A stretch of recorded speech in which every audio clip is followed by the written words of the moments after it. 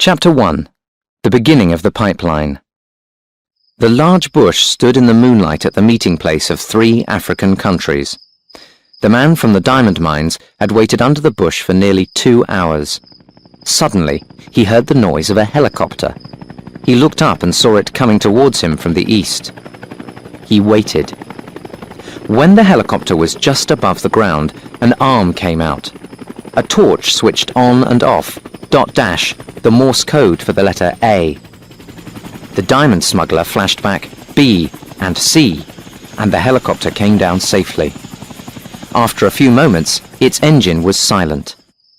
The pilot opened the door and climbed down to the ground. The other man walked across to him. "You're late again," he said. "I had engine problems," said the pilot. "Well, if you've got it, let's have it." The man from the diamond mines reached into his shirt and took out a packet. He gave it to the pilot. The pilot dropped the packet into the pocket of his shirt. "Things are getting difficult at the mines," said the diamond smuggler.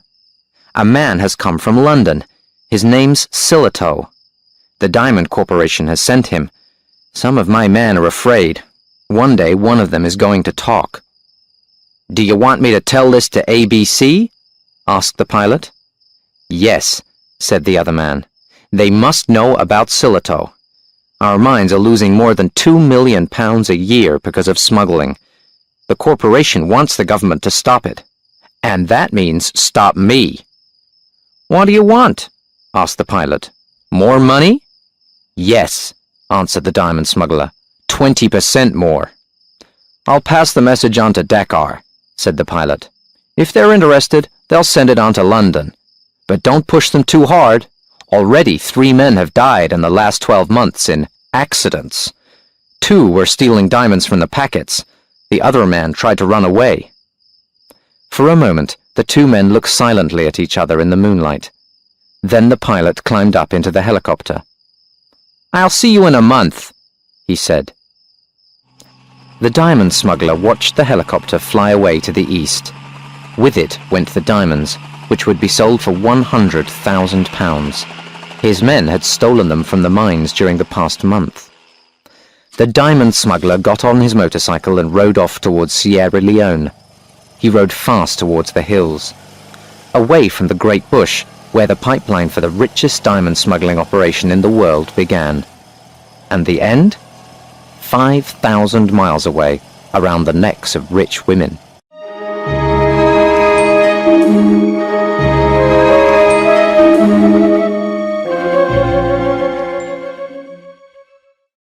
Chapter 2.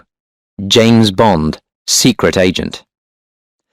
Commander James Bond of the British Secret Service picked up the diamond from the desk and held it in front of the desk lamp. He was a tall, handsome man with blue eyes and dark hair. He wore an expensive dark blue suit and a white shirt. Bond looked carefully at the diamond. It was a carat, and its many colours shone brightly in the light. "It's beautiful," Bond said. M, head of the British Secret Service, moved his hand towards a pile of paper packets on the desk in front of him. He opened a packet and pushed it across to Bond. "What you're looking at is the best. A fine blue-white," he said. For the next 15 minutes, M showed Bond many different kinds of diamonds. Finally, he sat back in his chair. He looked worried. 90% of all diamond sales happen here in London," he said. "It's big business. £50 million a year. But £2 million worth of diamonds are being smuggled out of Africa every year. We think they're going to America, to American gangs of criminals." "Why don't the mining companies stop it?" "They've tried, but they can't. And the government thinks that the problem is too big for a lot of separate mining companies," said M. "There's a big packet of smuggled stones in London at the moment. They're waiting to go to America. Special Branch know the name of the carrier who's going to take them there. They also know who's going to be watching him." "Why don't Special Branch or MI5 stop them?" asked Bond. "Because that won't stop the smuggling," replied M. "The carriers never talk. and they probably know nothing important. They get the diamonds from a man here, then hand them to another man when they get to the other side. We need to follow the pipeline to America and see where it goes over there, and the FBI won't be much help to us. It's a very small part of their fight with the big gangs. Have you heard of the House of Diamonds? Yes, said Bond. The big American jewelers. They're on West 46th Street in New York and the Rue de Rivoli in Paris. They've got a small place in London, too, said M, in Hatton Garden. They were once very big buyers at the monthly sales of the Diamond Corporation. Now they're buying less and less, but they're selling more and more. So where are they getting their diamonds? Their main man in London is Rufus B. Say. What do we know about him? Asked Bond. Not much, said M. He has lunch every day at the American Club in Piccadilly. Doesn't drink or smoke. Lives at the Savoy Hotel. So, what do you want me to do? Asked Bond. M looked at his watch. You have a meeting with Ronnie Valance at Scotland Yard in an hour. He's going to put you into the pipeline in the place of the carrier. And then? Said Bond. And then you're going to smuggle those diamonds into America, said M. You're going to be facing the Mafia and their American gangs, James, and you'll be on your own.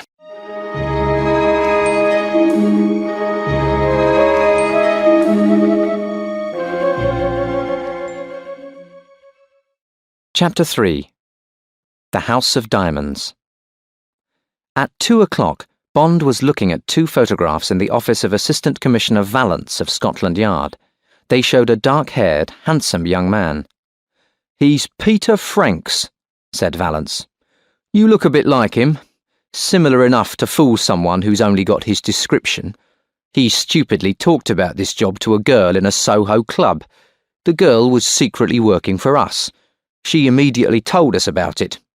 Franks had been contacted by a friend of a friend and agreed to do a smuggling job to America for $5,000. My girl asked him if he had the diamonds. He said no, but that his next job was to contact the guard. When? Asked Bond. 5 o'clock tomorrow evening, in her room at the Trafalgar Palace Hotel. A girl called Case.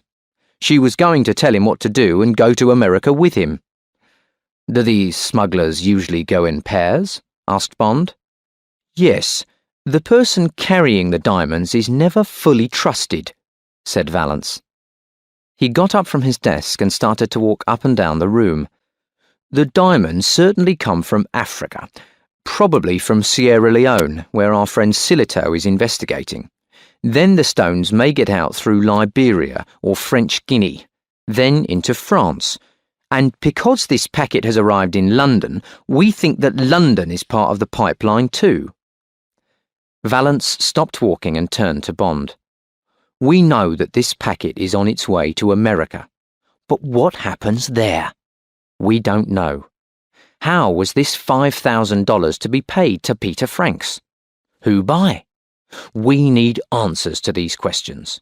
You need to get past the man who pays you. You need to go further up the pipeline towards the big men.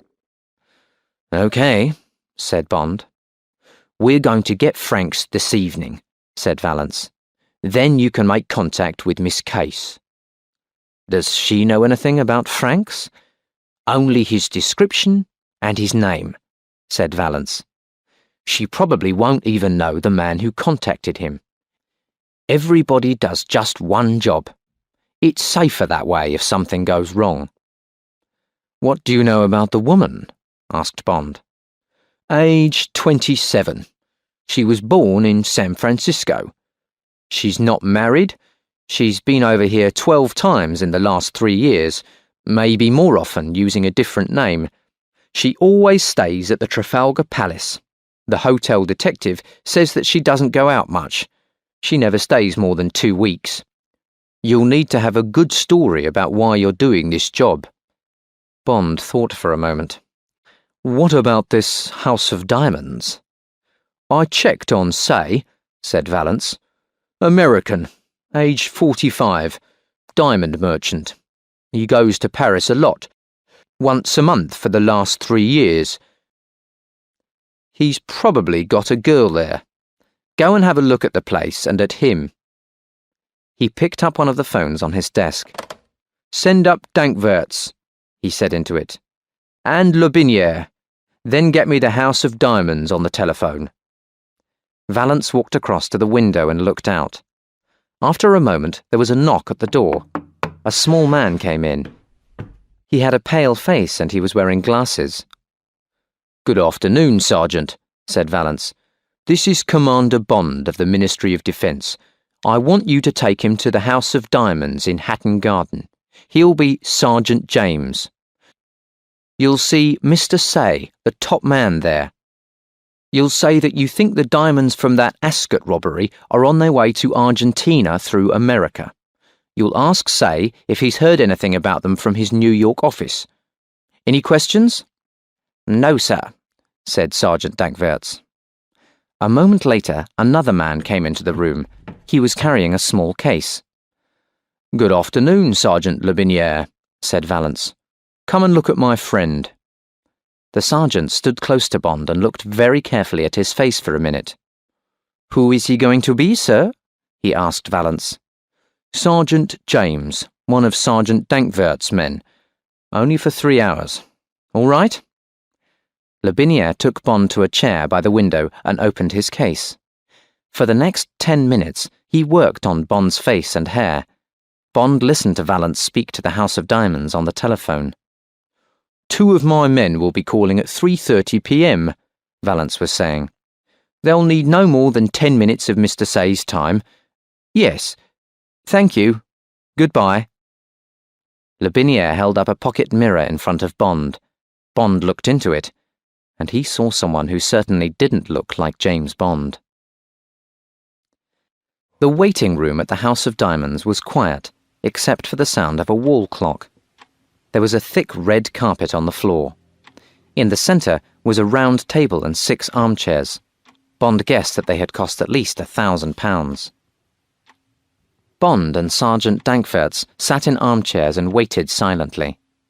Dankwerts was reading a copy of The Diamond News. Suddenly, the door opened and a big, dark man stepped in and looked quickly at each of them. "My name is Say," he said in a cold voice. "What do you want?" Dankwerts walked round Say and closed the door behind him. "I'm Sergeant Dankwerts of the Special Branch of Scotland Yard," he said calmly. "This is Sergeant James. We're looking for information on the theft of some diamonds.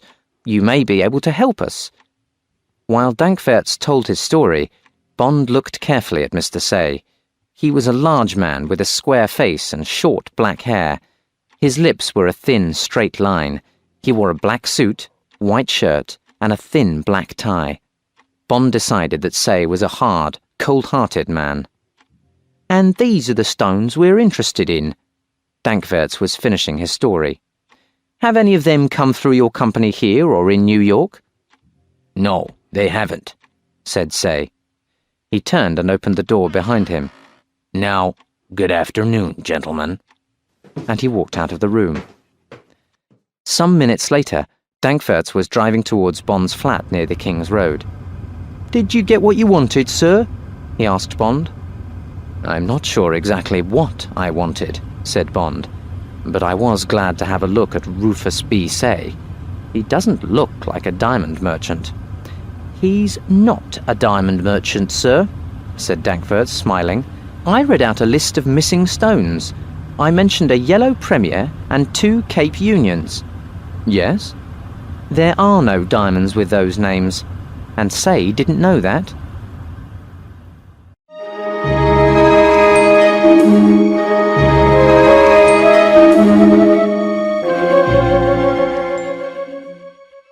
Chapter 4. Tiffany Case. Bond knocked on the door of room 350 of the Trafalgar Palace Hotel. "Come in," said a woman's voice. He walked into the small living room and shut the door behind him. "Lock it," said the voice. It came from the bedroom. Bond locked the door and walked across to the middle of the room, past the bedroom door. "Sit down," said the voice. Bond smiled and sat in an armchair next to a desk. He could just see her through the open door. She was getting dressed. After a few minutes, Tiffany Case came out of the bedroom. She was very beautiful, with blonde hair and blue eyes. She was dressed in a black suit and a green shirt. She wore an expensive gold watch on her arm and a large diamond ring on the third finger of her right hand. "So you're Peter Franks," she said. "I'm Tiffany Case. Why did you decide to do this job? They told me that you were a burglar." "I am," said Bond. "Something went wrong on a job. There was an argument and a person died." "And now you want to leave the country," she said. "That's right. And I need the money." "Where are you going to carry the stones?" she asked. "Do you have any ideas?" "I thought perhaps the handles of a suitcase would be a good place," said Bond. "Yes?" "No, because the customs men think the same thing," she said. "Do you play golf?" "Yes," said Bond. "Which golf balls do you use?" She took a piece of paper and a pen from the desk. "They're called Dunlop 65s, said Bond. "Okay. Have you got a passport?" she asked. "I have," said Bond, "but it uses my real name, James Bond." She looked at him for a moment, then said, "It's not important. Now listen. You're going over to America to see a man called Michael Tree. His friends call him Shady Tree. Now this is your story. He's an American friend of yours, and you met him in Europe. Okay?" "Okay," said Bond. "You'll stay at the Astor Hotel in New York." She walked to the desk and opened a drawer. She took out a small packet and gave it to Bond. "There's about £500 in there," she said. "Get a room here in London at the Ritz Hotel. Buy a good used suitcase and pack your golfing holiday clothes. Get your golf clubs, then buy a ticket for the Thursday evening Monarch flight to New York. A car will come for you at 6:30 on Thursday evening. The driver will give you the golf balls." "All right," said Bond. "Don't think you can trick us and take the diamonds. The driver will stay with you until your bags go on the plane, and I'll be at London Airport." "What happens in New York?" asked Bond. "Another driver will meet you and tell you what to do next. If anything goes wrong at customs, you know nothing." "Could we meet in New York?" said Bond, smiling. He liked this girl, and she could help him to get further up the pipeline. She looked at him, then looked away. "Well, I suppose we could have dinner Friday night, if the job goes okay. Meet me at 8 o'clock at the 21 Club on 52nd Street. Now I've got things to do." She walked towards the door. Bond followed her. "You'll be all right," she said. "Just stay away from me on the plane." She opened the door and Bond walked out of the room. "See you at the 21 Club," he said. She closed the door behind him and waited to hear his footsteps go away. 20 minutes later, Tiffany Case walked into Charing Cross railway station. She went to one of the telephone boxes and dialed a number. After the usual 2 rings, she heard the click of the automatic recorder taking the call. For 20 seconds she heard nothing. Then the voice of her boss, who she did not know, said, "Speak." She spoke quickly. "Case to ABC. The carrier's real name is James Bond. He'll use that name on his passport. He plays golf and will carry golf clubs.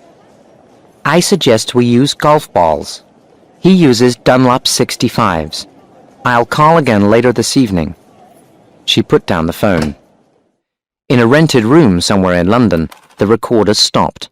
A door opened and closed. Footsteps went softly down some stairs and out into an unknown street and away.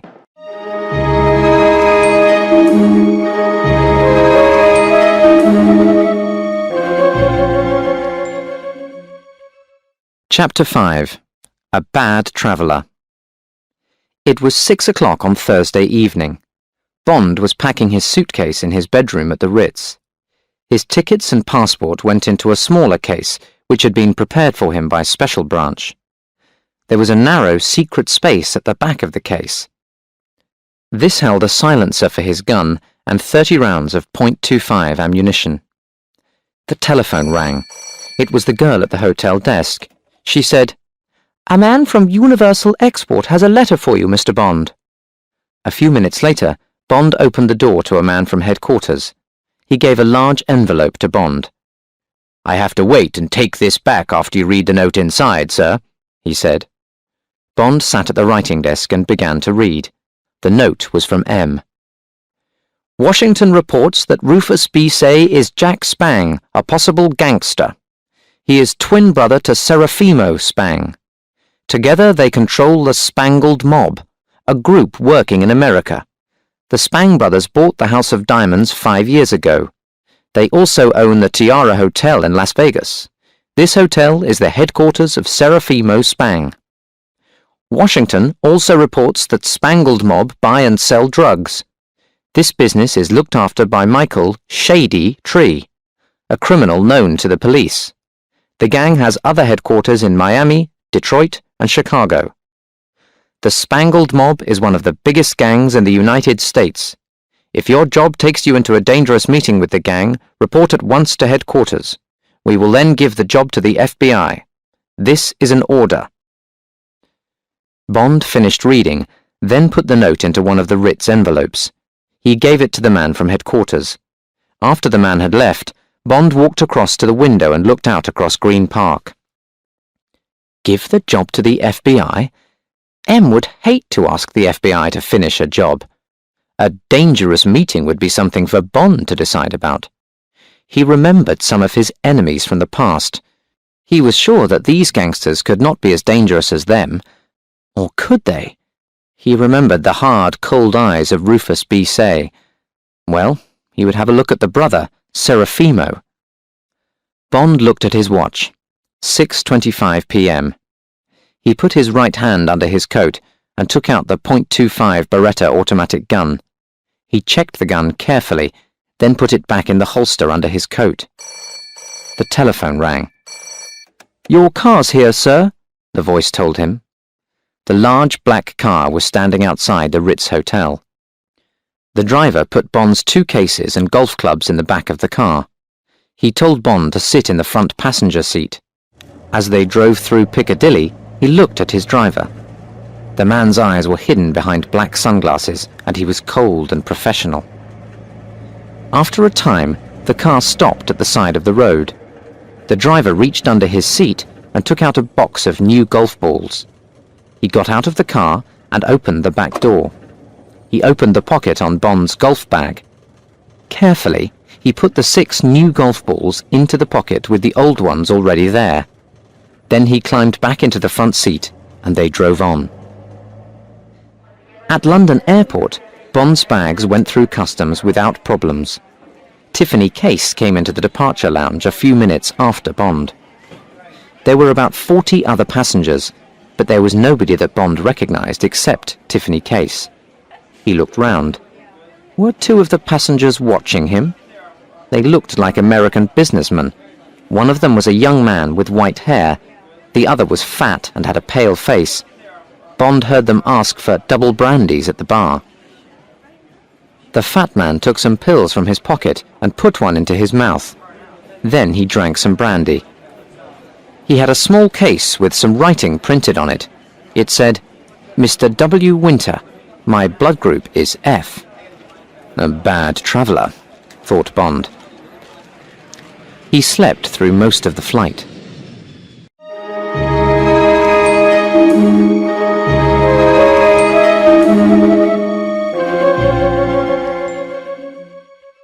Chapter 6. Shady Tree. Bond and his bags went through customs easily at New York's Idlewild Airport. A porter took his suitcase and golf clubs and followed him through the airport. Bond was near the exit doors when he heard his name. "Mr. Bond? I have a car for you." Bond turned to see a tall man with a narrow face and mean-looking eyes. They walked outside into the hot early morning sun. Bond saw something square in the man's trouser pocket. It was about the size and shape of a small gun. The car was a black Oldsmobile sedan. Bond climbed into the front seat.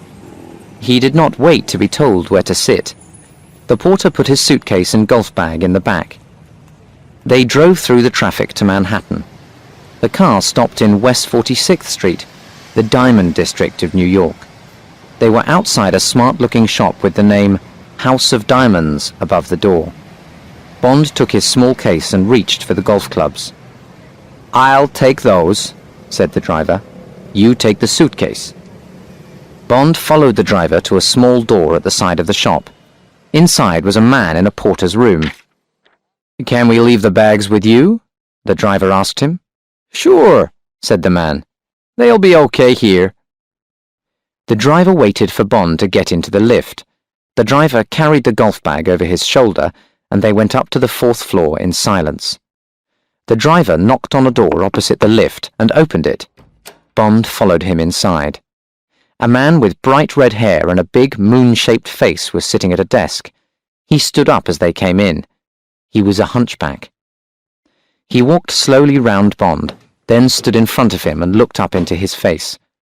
Bond looked calmly back at the hunchback, seeing the big ears, the half-open mouth, and the short, strong arms. The hunchback's voice was sharp and high. "London tells me that you have killed a man, Mr. Bond. I believe them.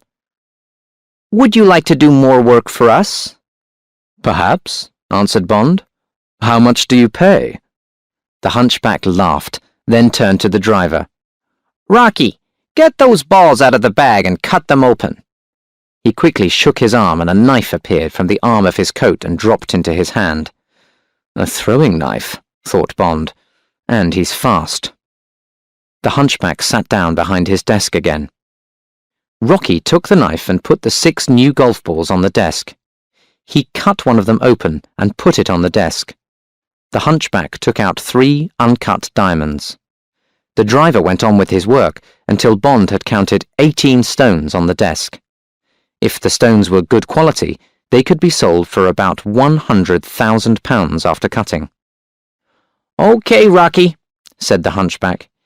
"Take the golf clubs and this man's bags to the Astor Hotel. He's staying there. Send them up to his room." After the driver had left, Bond sat in a chair opposite the hunchback. He lit a cigarette. "Now, if you are happy, I'd like my $5,000, Bond said. The hunchback slowly moved the diamonds in front of him into a circle. He looked up at Bond. "You will be paid," he said, "and you may get more than $5,000, but you'll get the money yourself, because it's safer. It is very dangerous for a man to suddenly have a lot of money. He talks about it and spends it without being careful. Then the police catch him and ask him where it all came from. He hasn't got an answer. Right?" "Okay," said Bond. "How do I get the $5,000? "I'll tell you a story," said the hunchback. "Today you met your friend Mr. Tree. That's me. You knew me in England in 1945, just after the war, okay?" "Okay," said Bond. "I owed you money for a card game that we had at the Savoy Hotel in London, right? When we met today, I paid you, so now you have $1,000. Here's the money." The hunchback took 10 $100 notes from his pocket and pushed them across the desk. Bond put them in his coat pocket. "You decide to go and see some horse racing in Saratoga," continued the hunchback. "You put a bet on a horse and win another $4,000. Now you have $5,000. Now if anybody asks, where did it come from, you have answers." "Maybe the horse will lose the race," said Bond. "It won't," the hunchback smiled. "Good," said Bond. "I'd like to stay away from England for a while. Do you need any extra help?" The hunchback looked silently at Bond. "Maybe," he said after a few moments. "Phone me after the race. This is my number. Write it down. Wisconsin 73697. And write this down, too. 4th race on Tuesday. The Perpetuity Stakes. Put your bet on Shy Smile to win. He's a big horse with a white face and white feet."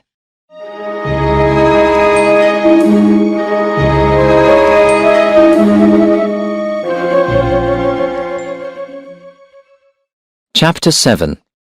Felix Leiter. Bond went down in the lift and out into the street. He walked towards Times Square. After a few minutes, Bond became sure that someone was following him. He looked back, but there was nobody suddenly moving into a shop. Nobody quickly putting up a newspaper to hide their face. Bond turned right into the Avenue of Americas and stopped inside the entrance of the first shop he saw. Suddenly, he felt something hard holding his right arm, and a voice said, "Relax, Mr. Bond. Don't move, or you'll have bullets for lunch." He felt something hard push into his side. Had he heard this voice before? He looked down to see a metal hook holding his right arm. Moving fast, Bond tried to hit the man behind him, but the man caught his arm and stopped him. Then came a laugh, and a voice said, "Sorry, James, you're caught." Bond turned to see the smiling face of Felix Leiter. "You were in front of me," said Bond.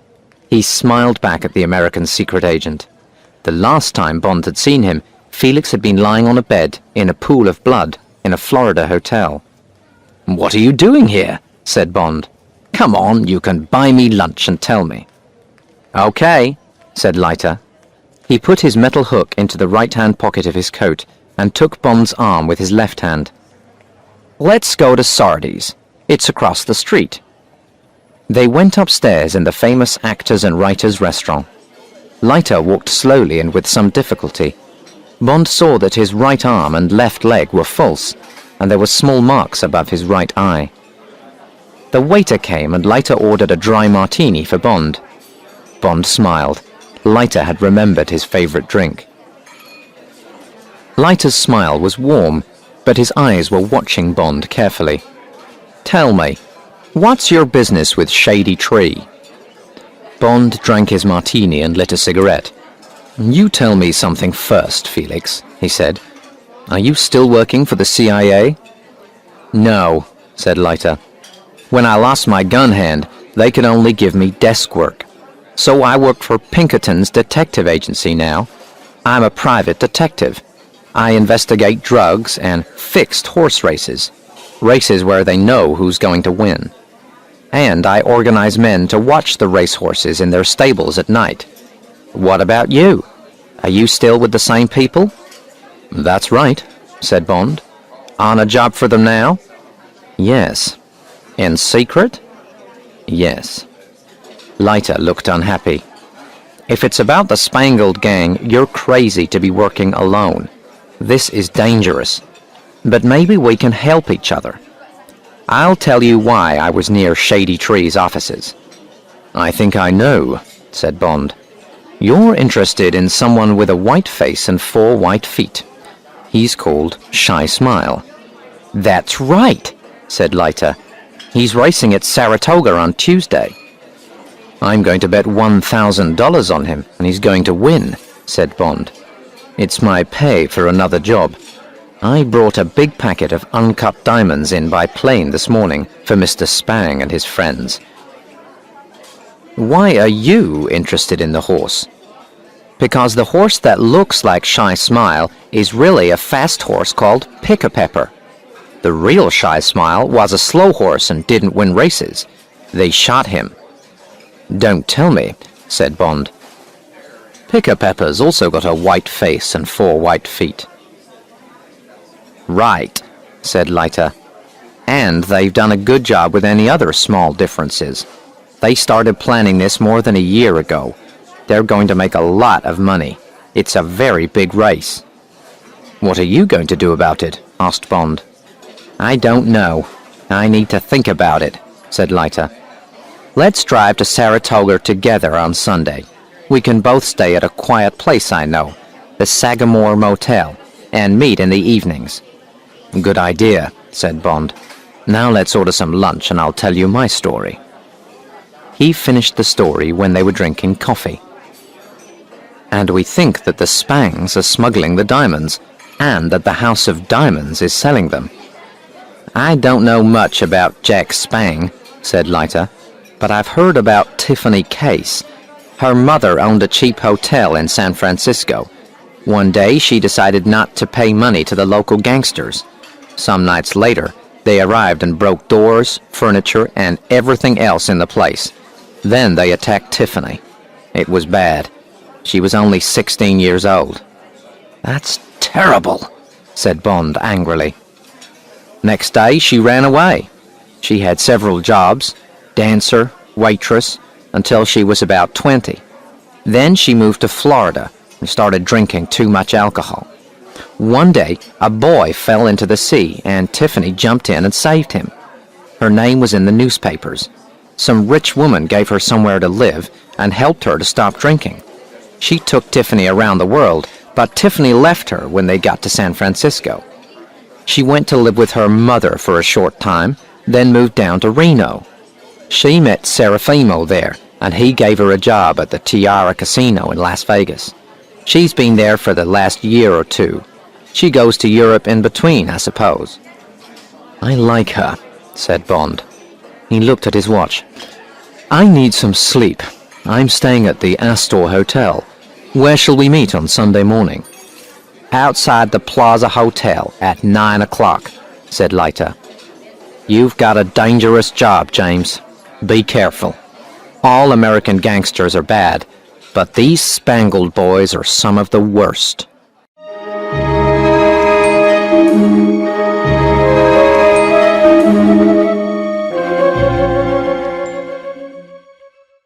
Chapter 8. A Warning from Tiffany. The waiter at the 21 Club brought the martinis with pieces of lemon peel, as Bond had ordered.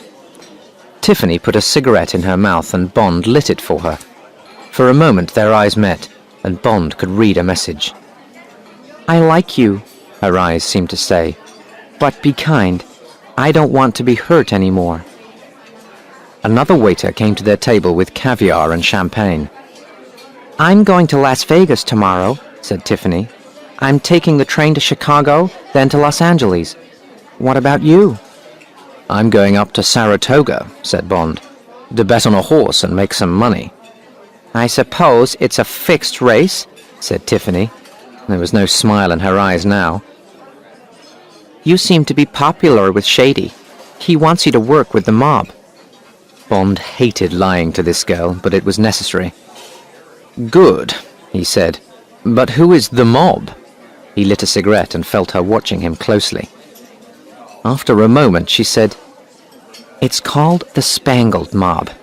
2 brothers called Spang. I worked for one of them in Las Vegas. Nobody seems to know where the other one is. Some say that he's in Europe. And then there's somebody called ABC. When I'm working with diamonds, all the orders come from him. The brother I work for is Serafimo Spang. He's more interested in gambling and racehorses. Then there's Shady. He looks after the drug business and other things. There are other men. Gangsters. They're tough. You'll meet them." Then she added, unkindly, "I'm sure you'll like them." "It's just another job," said Bond angrily. "I've got to earn some money." "There are lots of other ways," she said. "Just think very carefully before you work for our little gang." "This diamond game looks easy," said Bond. "Why don't we just go on doing it together? 2 or 3 jobs a year will give us good money." "These people aren't fools," said Tiffany. She was angry with him. "I've never had the same carrier twice, and I'm not the only guard. Also, I think they had someone watching us on the plane. They check and double-check everything they do. I've never even seen ABC. I just phone a number in London to get my orders. You have no idea, do you?" Some time later, they went out into the hot night and got a taxi. "I'm staying at the Astor too," said Tiffany. Bond said nothing. He looked out of the taxi window. He wanted to say to her, "Come with me. I like you. Don't be frightened." But Bond couldn't. He had a job to do. At the Astor Hotel, they took the lift to the 5th floor. Bond followed her to the door of her room. She turned, angrily, and started to say, "Listen, you Bond person," but she stopped and looked into his eyes. He saw that she was crying. Suddenly, She put her arms round him and her face next to his. "Look after yourself, James," she said. "I don't want to lose you." She kissed him long and hard on the lips. Then she turned quickly and went into her room and shut the door behind her.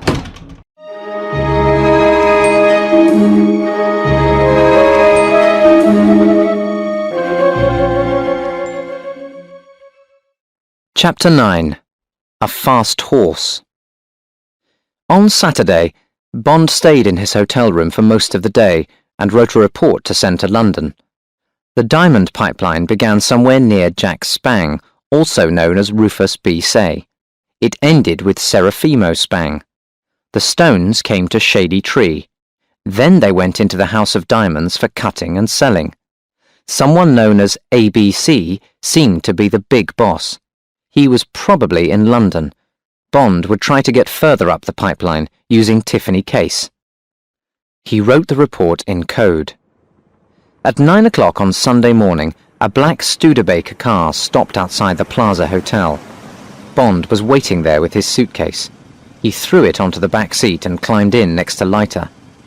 "It's about 200 miles, said Leiter as they drove out of the city.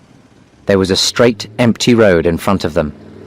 Leiter pushed his right foot down to the floor. Suddenly, Bond was thrown back into his seat. He looked at the speedometer.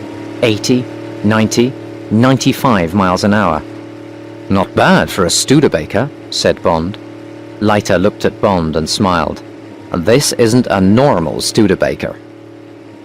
At 12:30 they found a place to stop for lunch. Leiter told Bond about Saratoga.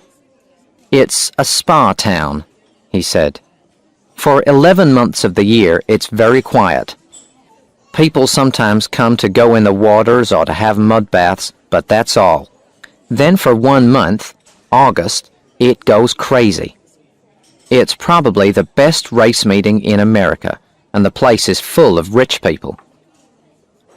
A lot of the racehorse owners are gangsters, like the Spangs. Sometimes they fix a race. The Spangs hope to get $50,000 from the Shy Smile race." They finished their lunch and drove on. Bond slept for a short time. When he opened his eyes, they were entering Saratoga. There seemed to be horses everywhere. Crossing the streets, walking along the sides of the roads, coming out of lorries. Horse trainers and jockeys talked on street corners. Leiter left Bond at the Sagamore Motel just outside town. They agreed to meet only at night or by accident at the races. "We'll visit the racetrack early tomorrow if Shy Smile is there," Leiter told Bond. "I'll know about this and a lot more after an evening at the Tether. It's an all-night restaurant and bar. Most of the criminals of the racing world go there." At the motel, Bond paid $30 for 3 days and got a key to room 49. He had a shower, dressed, then walked down the road. There was a restaurant on the corner, and he ate a chicken dinner. Afterwards, he bought a Saratogian newspaper. He saw that T. Bell would be riding Shy Smile in the Perpetuities race. Soon after 10 o'clock, Felix Leiter knocked softly on the door of Bond's room and came in. Bond was lying on the bed. Leiter sat down in an armchair and took out a cigarette. "We get up at 5 o'clock tomorrow morning," said Leiter. "They'll be timing Shy Smile at 5:30 a.m. I want to see who's there. The owner of the horse is Pissarro. He's one of the directors of the Tiara Casino in Las Vegas. The jockey is Ting-a-ling Bell. He's a good rider, but he's not always honest when he's paid well. I want to speak to Ting-a-ling. The trainer is another gangster, Rosie Budd." "What are you going to do?" asked Bond. "I've got a few ideas," said Leiter. "I'll wake you at 5 o'clock. Bond woke early, and the two men drove to the racetrack. They walked through the trees to the white fence round the track. The early morning air was wonderfully cool, and the sun was beginning to come out. 3 men came through the trees. One of them was leading a large horse. The animal had a white face and white feet. "Don't look too interested in them," warned Leiter. turn round and watch the line of other horses coming up the track. I'll watch our friends." Bond turned and looked away. "A man is leading out Shy Smile," said Leiter, "and there's Bud and Pissarro. It's a nice-looking horse. The man is getting on him now. The gangsters have got their watches out. They've seen us, but don't worry. When the horse starts moving, they won't be interested in us. Okay, you can turn round now, James. Shy Smile is on the other side of the track. They're watching him through their binoculars." Bond saw the two men with binoculars. They had watches in their hands. "He started," Leiter said. Far away, Bond could see a brown horse moving fast round the top of the track. They watched him turn and come towards them. Horse and rider came quickly round the corner in front of Bond and Leiter and on towards the watching men. Then the horse was past them, and Bond's eyes moved to the two men. He saw them look at their watches to check the time that the horse had taken. Leiter touched Bond on the arm, and they walked back to their car. "He ran well," said Leiter. "Faster than the real Shy Smile could run. If he moves like that, he'll win. Let's get some breakfast, James. Then I'm going to see Ting-a-Ling Bell." After breakfast, Bond spent some time at the racetrack. Later he had lunch. Then he watched and put bets on the afternoon races. It was a beautiful day, and by the end of the afternoon he had won $15. He walked back to the motel and had a shower. Then he found a restaurant and had dinner. Afterwards he walked over to the sales ring and watched racehorses bought and sold. After a time, Bond heard a small noise from the seat behind him. It was Leiter. He sat forward and spoke quietly in Bond's ear.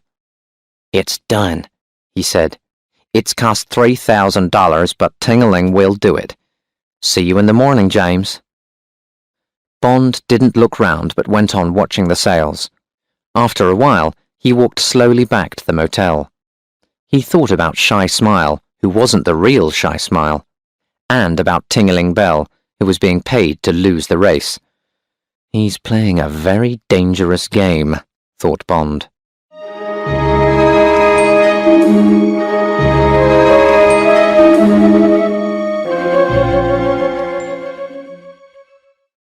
Chapter 10. The Race. Bond sat high up in the grandstand and watched Shy Smile's owner through binoculars. Pissarro was at a table in the grandstand restaurant, not far below Bond. Rosy Bud sat opposite him. There was half an hour to wait before the Perpetuities race started. Shy Smile was horse number 10. He was the bottom horse in the betting. The two favourites to win were Come Again and Pray Action. Bond put down his binoculars and remembered what Leiter had told him earlier that day. Leiter had gone to see Bell and had told him that he was a private detective. "I know about Shy Smile, who is really Pick-a-Pepper," Leiter had said to Bell. "If you win, I'll tell everyone what really happened. You'll never ride a racehorse again, Ting-a-Ling. Or, you can win the race but be disqualified. Knock into the horse nearest to you and stop him winning. Do that, and I'll give you $1,000 now and another $2,000 after the race." A frightened Bell had agreed, but he wanted the $2,000 to be given to him at the Acme Mud and Sulphur Baths. He went there every evening after the races at 6 o'clock. Bond had the $2,000 in his pocket.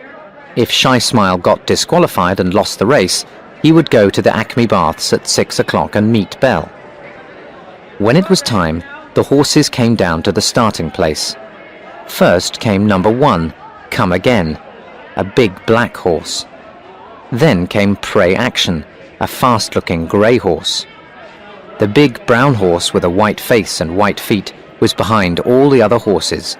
A nervous-looking Ting-a-Ling Bell sat on his back. The horses came to the starting gate, and Bond watched the race through binoculars.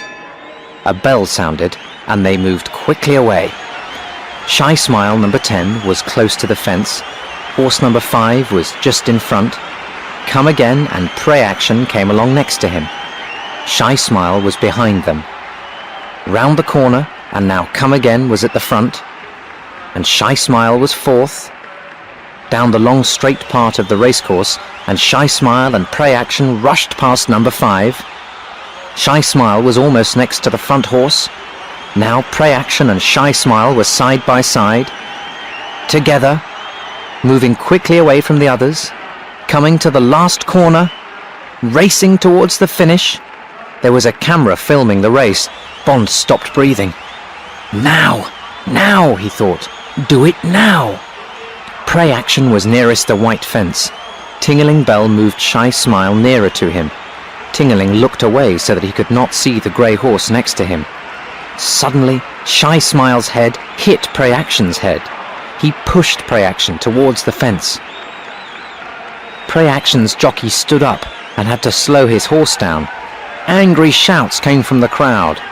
Now Shy Smile was in front, going faster, faster. Moments later, Ting-a-ling Bell took him past the finishing post. He had won. Or had he? Very clever riding, Ting-a-ling, thought Bond. Some minutes after the end of the race, a voice came over the loudspeaker. Attention please, number 10, Shy Smile has been disqualified. Number 3, Pray Action is the winner. Bond smiled and walked towards the bar.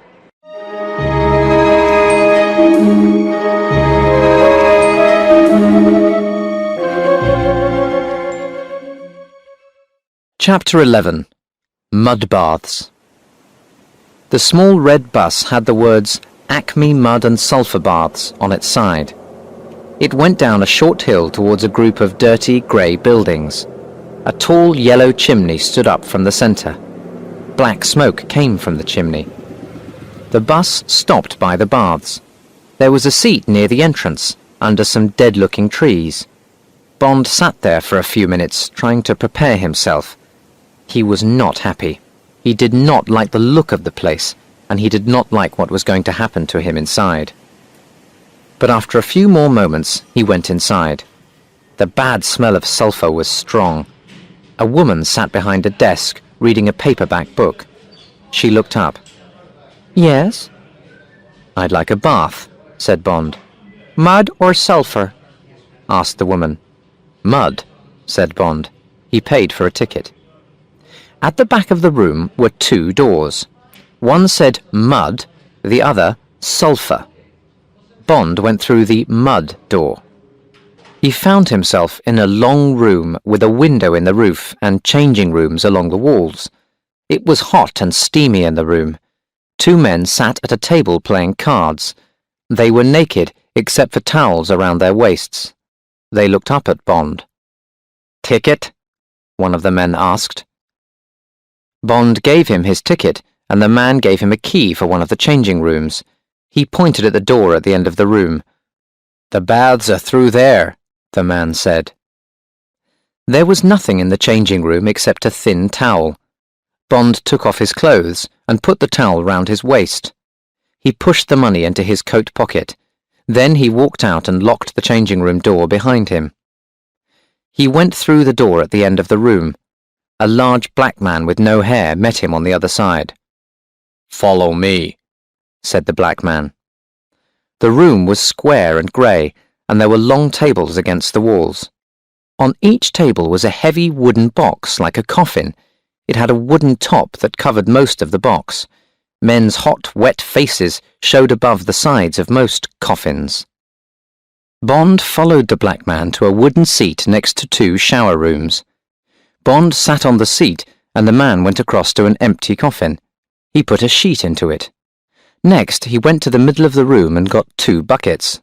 They were filled with hot brown mud. He poured mud into the empty coffin until the bottom was full. He left it to cool and went to a bath full of ice.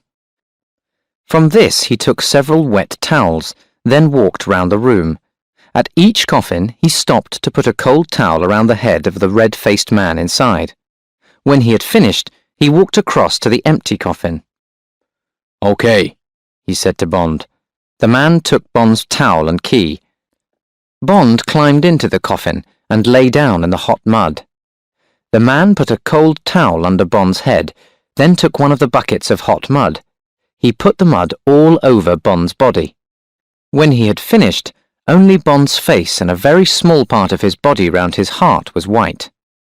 The man then pulled the sheet round Bond until Bond could only move his fingers and his head. He felt like a trapped animal. 20 minutes, the man said to Bond. He closed the lid. It was 6 o'clock.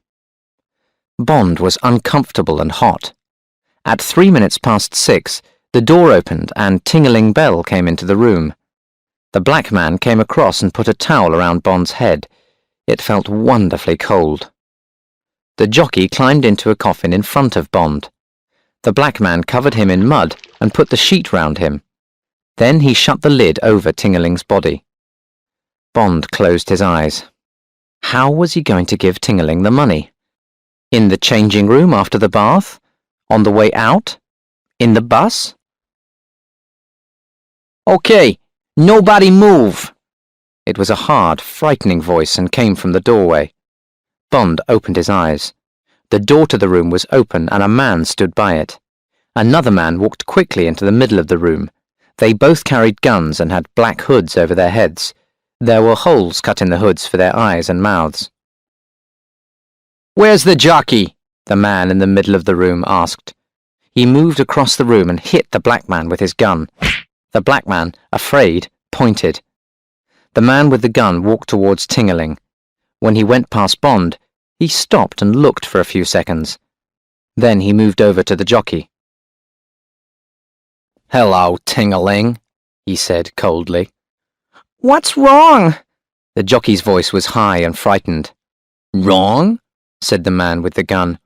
"Maybe you've never heard of a horse called Shy Smile. Maybe you weren't there when he was disqualified this afternoon." The jockey started to cry softly. It wasn't my fault, boss. It was an accident." "My friends think that it wasn't an accident." The man put the gun to the jockey's head. "They found $1,000 hidden in your room. Where did it come from?" "I've saved it!" cried Ting-a-ling. "It's all the money I've got!" The man took the gun away. "You've been riding too much, Ting-a-ling. You need a rest. In a hospital, maybe." He walked across and picked up one of the buckets of hot mud and walked back. The jockey started shouting, "No! No!" as the hot brown mud came out of the bucket and onto his head. When it was empty, the man threw the bucket across the room. "Don't call the police," he said as he walked to the door. He laughed and pointed at Ting-a-ling's coffin. "You'd better get him out before he begins to cook." Still laughing, the two men went out of the room. Some time later, Felix Leiter was sitting in Bond's room at the motel. "What happened next?" he asked. "The two ticket men came running in," said Bond. "They took the lid off Ting-a-ling's box and pulled off the sheet. Then they carried him to the shower. He was half dead, and all of his face was burned." "Describe the two gunmen," said Leiter. "The man by the door was small and thin," said Bond. "The other man was big and fat. He had a red wart on his right thumb." "Went," said Leiter, "and the other man was Kid. They worked for the Spangs, and they always worked together. Wint is always sucking that wart on his thumb. He's called Windy. He gets sick in cars and trains, and he thinks that planes are going to crash at any minute. Kid's got white hair, but he's only about 30 years old. I'll tell the police about them and about Shy Smile. I won't tell them about you, James. I'll be back in an hour." Bond got dressed, then went to find a telephone. He spoke to Shady Tree. "Shy Smile didn't win," he said. "I know," said Shady Tree. "Tell me where you are staying, and I'll send you another $1,000. You'll get the money in the morning. Now, listen carefully. Come to New York and get a plane to Los Angeles. Then get another plane to Las Vegas. There is a room booked for you at the Tiara Casino. At 10 o'clock on Thursday evening, go to the center table of the 3 blackjack tables near the bar. Sit down and bet the $1,000. Do this 5 times. Then get up and leave the table. Don't bet any more, but wait for more orders. Okay? Okay, said Bond. Later, Felix Leiter returned and he and Bond went out to dinner. My boss wants me to go to Las Vegas, said Leiter when they were eating. He wants to know where the real Shy Smile's body is buried. Then we're both going to Las Vegas, said Bond. He told him about Shady Tree's orders. I'll be there by the end of the week, said Leiter. Maybe we could meet sometimes. Listen, Pinkertons have got a man there. His name's Ernie Cureo. I'll tell him that you're coming and he'll look after you. But be careful, James. Bond smiled. I'll be careful, but I've got to get further down the pipeline. Also, I've got to get close to Serafimo Spang. I really don't like the Spangs. I don't like what they did to that black man and Tingeling. Are you still an agent with a 00 number? Asked Leiter. The number that means that you're allowed to kill? Yes, said Bond quietly. I am. Good, said Leiter.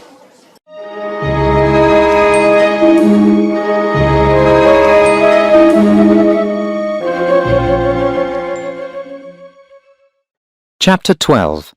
Las Vegas. Bond came out of the airport building at Las Vegas. A voice said, "Are you going to the Tiara?" Bond turned and saw a short, heavy man with large brown eyes. Yes, said Bond. Okay, let's go. Bond followed him to his car. It was a taxi. He threw his suitcase onto the back seat and climbed in after it. They drove out of the airport. "I'm Ernie Cureo," said the driver. "I'm a friend of Felix Leiter. He told me to look after you. Are you staying long?" "Maybe for a few days," said Bond. After driving for some time, the wide road went on through lines of colored lights and signs until they were in downtown Las Vegas. The sun was uncomfortably hot. "We're coming into the famous strip now," said Cureo after a minute or two. "Here are all the big hotels and casinos. That's the Flamingo, and that's the Sands. And here's the Desert Inn and the Sahara. Over there is the Thunderbird, and across the road is the Tiara." He slowed down and stopped outside the Spang Hotel. "I guess you know all about Mr. Spang," said Cureo.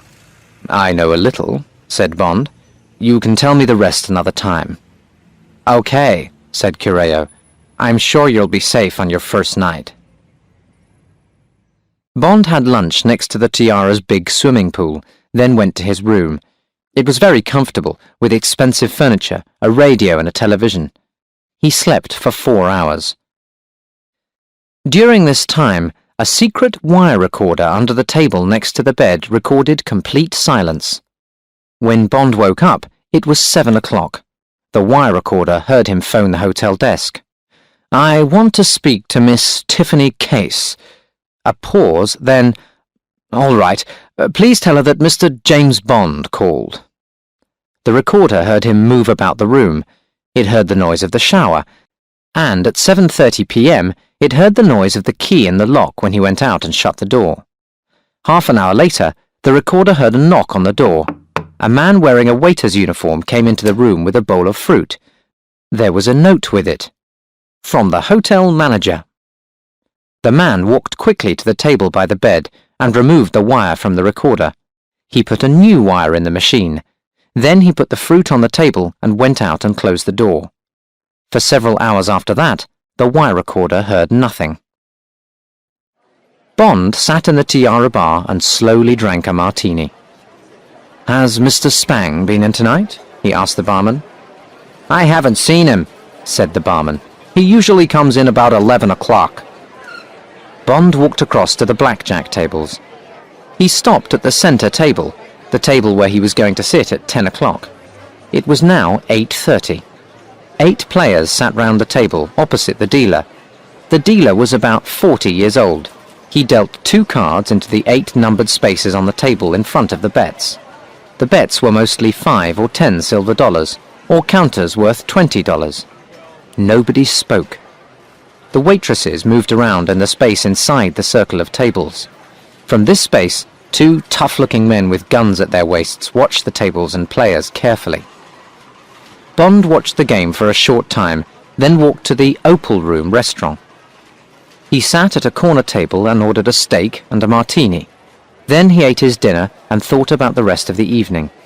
He was becoming bored with this job, and he did not like taking orders from a cheap gangster or trying to please Mr. Spang. Just before 10 o'clock, he walked into the casino.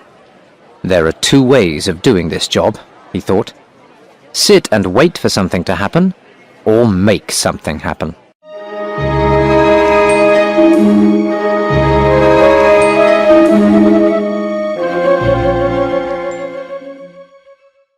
Chapter 13.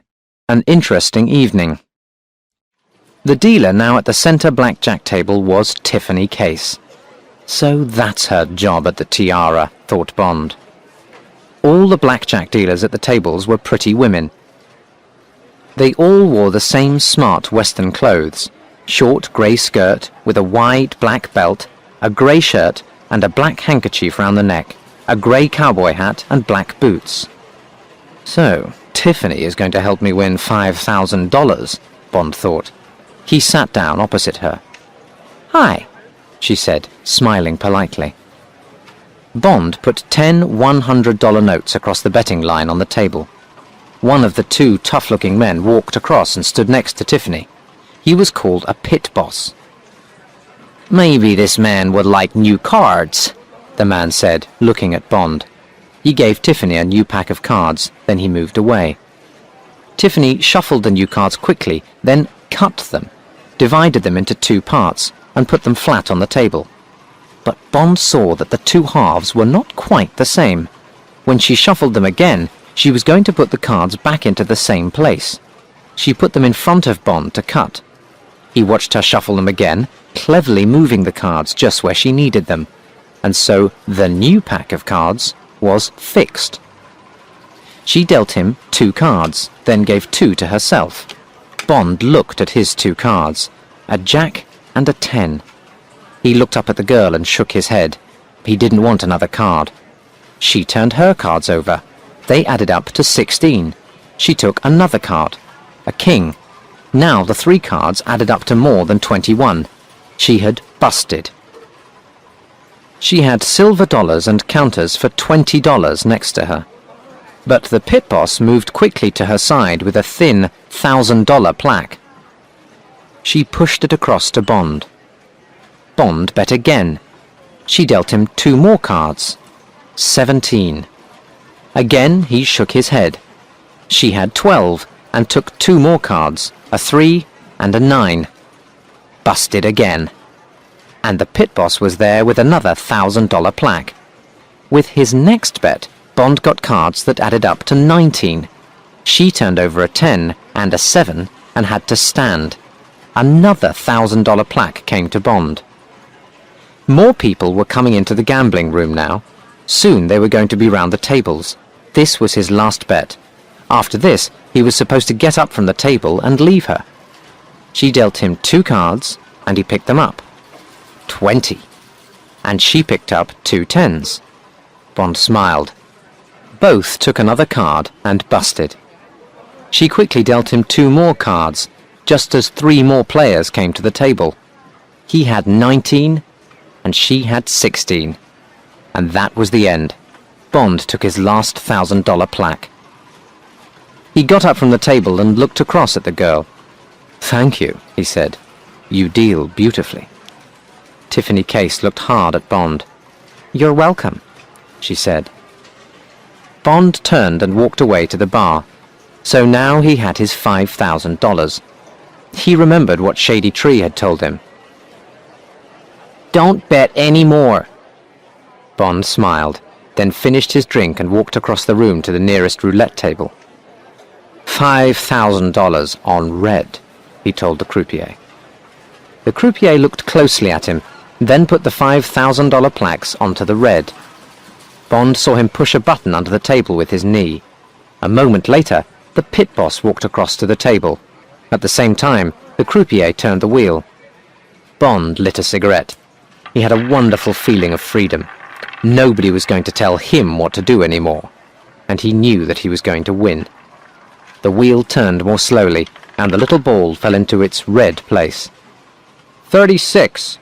Red, said the croupier. He pulled in some losing counters and pushed some money across to the winning players. Then he took a large, thin $5,000 plaque and put it next to Bond. Put it on black, said Bond. Now several more people came to watch. Bond felt their eyes on him, but he looked across the table to the pit boss. The man looked a little nervous. Bond smiled at him as the wheel turned. 17. Black, said the croupier. There were noises of excitement from the watching crowd. They watched the croupier push the big plaque in front of Bond. Now there was another man standing next to the pit boss. He was a big, square-shaped man, and he was looking at Bond with hard, bright eyes. It was Serafimo Spang. He looked a little like his brother in London. Now for the last throw, thought Bond, and then I'm leaving here with $20,000 of Spang money. He looked across at his employer. Spang's eyes were still watching him. Red, said Bond. He gave the $5,000 plaque to the croupier. The wheel turned. The little ball fell into its place. 5.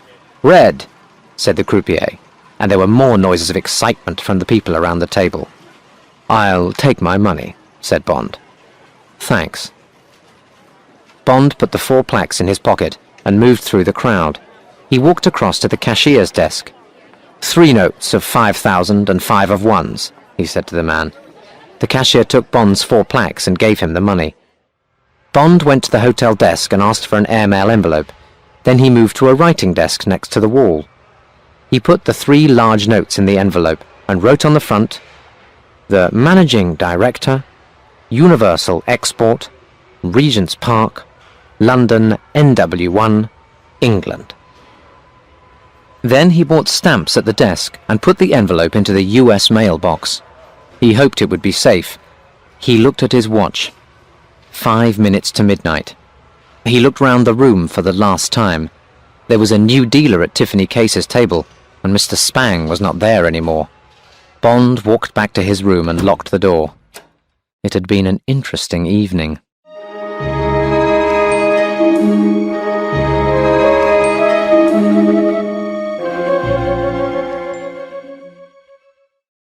Chapter 14.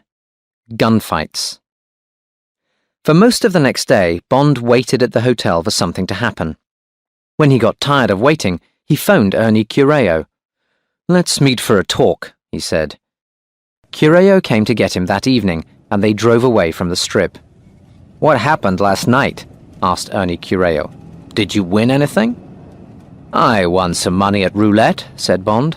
"It won't worry Spang. He's rich." "How does he spend his money?" "He's crazy about the Old West," said Cureo. "He bought himself a ghost town out on Highway 95. It's called Spectreville. It has a Western saloon bar, a hotel, and even an old railway station. And Spang bought one of the old trains. He keeps it in the station at Spectreville. At weekends, he takes his friends for a ride to Rhyolite. It's another ghost town, about 50 miles away. It gets lots of visitors." "That's why I haven't heard from Spang or his friends all day," thought Bond. "It's Friday, so they'll be out playing trains." After some minutes, Cureo said, "We're being followed, front and back. Do you see that black Chevrolet in front with the 2 men? They've got 2 driving mirrors and they're watching us. Behind us is a little red Jaguar. 2 more men with golf clubs on the back seat. They belong to the Detroit Purple Gang, and they don't play golf. I'll try and lose them." Bond took a $1,000 note from his pocket and pushed it into Cureo's shirt pocket. "That's for any damage to your car." "Okay, Ernie. Let's see what you can do." He took his Beretta out of its holster and held it in his hand. "This is what I've been waiting for," he thought. It was a straight road with not much traffic. Ahead, the tops of the mountains were yellow in the evening sun. They were riding easily along with the Jaguar behind them and the black Chevrolet in front. Without warning, Cureo pushed his foot down hard and stopped the car suddenly.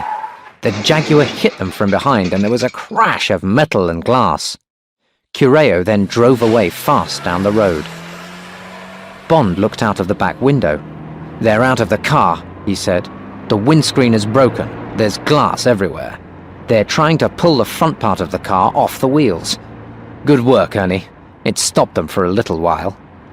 "Get down," said Cureo. "The Chevrolet has stopped at the side of the road. They may try some shooting." Bond felt the car move forward fast. Cureo was half lying on the front seat, driving with one hand. There were two loud cracks as they went past the Chevrolet. Glass fell around Bond. The car almost went off the road before Cureo got it straight again. Bond pushed out the broken glass in the back window.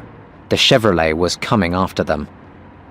"I'm going to turn suddenly and stop in the next side road," said Cureo. "It'll give you a clear shot when they come round the corner after us." "Now!" The car went round the corner on two wheels, and Bond held onto his seat. The car stopped suddenly. Bond jumped out, his gun in his hand. The Chevrolet came round the corner fast. Bond fired his gun. Crack! Crack! Crack! Crack! All 4 bullets hit the car. The Chevrolet went across the road, hit a tree, turned completely round and went slowly over onto its side. And stopped. Bond watched fire come from the front of it. Someone was trying to get out of a window. Soon the flames were going to find petrol on the ground and the whole car was going to explode. It was going to be too late for the man inside. Bond heard a sound behind him. He turned to see Ernie Cureo fall from the driver's seat of the taxi and across the passenger seat. Bond forgot the burning Chevrolet and pulled open the car door. There was blood all over Cureo's arm. Bond pulled him carefully onto the passenger seat and his eyes opened. "Get me out of here," he said, "and drive fast. That Jaguar will soon be coming to find us. Then get me to a doctor." "Okay, Ernie," said Bond. He got into the driving seat and started the car. He moved fast down the road, away from the burning Chevrolet. "Can you see anything in the mirror?" asked Cureo. "There's a car coming fast after us," said Bond. "It's the Jaguar." "We have to find somewhere to hide," said Cureo. "There is a drive-in cinema near here. There. Turn right. See those lights? Get in there quick. That's right. Between those cars. Turn off your lights. Stop." The taxi stopped in the back line of 6 rows of cars. They looked towards a large cinema screen. A man was saying something to a woman on the screen. 2 more cars drove in and stopped. Neither of them was the Jaguar. A girl came up to the taxi. "That's $1, please," she said. She connected a loudspeaker to a metal post next to the car. Then she hung the speaker inside the window next to Bond. The voices of the man and woman on the screen filled the car. The girl moved away to the next car. "Turn the sound off," said Cureo. He spoke with difficulty. "Watch the entrance. We'll wait a little while, then you can get me to a doctor." Bond found a switch and the voices stopped. He looked out into the darkness towards the entrance, but could see nothing. Suddenly, a dark shape came up from the ground and a gun was pointing at Bond's face. Then a voice from outside Ernie Cureo's side of the car whispered, "Okay, boys, don't do anything stupid." Bond looked at the face next to him. "Get out, or we'll shoot your friend," the man told him. "You and the 2 of us are going for a drive." Bond turned and saw the gun pushed into Cureo's neck. "I'll go with them, Ernie," he said. "I'll soon be back to get you to a doctor." "Sorry, friend," said Cureo in a tired voice. "I think—" There was a soft noise as the gun hit him behind the ear. He fell forward and was silent. Bond stepped slowly out of the car, and the 3 men walked towards the entrance.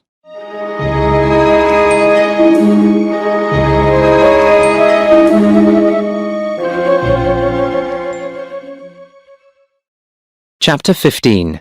Spectreville. The red Jaguar was outside the entrance, its windscreen broken. They took Bond's gun before he climbed in next to the driver. "Where are we going?" he asked. "You'll see," said the driver. He was a thin man with an unkind face. They were soon driving along a moonlit road towards the mountains. There was a big sign which said 95. Bond remembered that Spectorville was on Highway 95, so these men were taking him to Mr. Spang. Bond suddenly felt that he did not know enough of the answers. Did they know who he really was? He could say that he had not understood his orders about the gambling, but how to explain all the shooting? He could say that he thought the 4 men were from another gang.